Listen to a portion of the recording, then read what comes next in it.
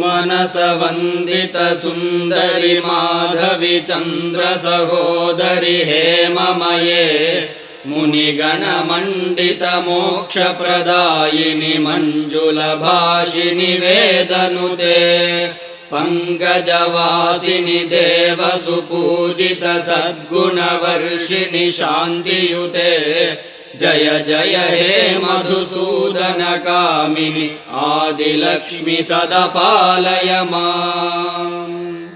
अयि खगवाहिनि मोहिनि चक्रिणि रागविवर्धिनि ज्ञानमये गुणगणवारिधि लोकहितैषिणि स्वरसप्तभूषित गाननुते सकल सुरासुर देव मुनीश्वर मानव वंदित पादयुते जय जय हे मधुसूदन कामिनि संतान लक्ष्मी सदा पालय माम्।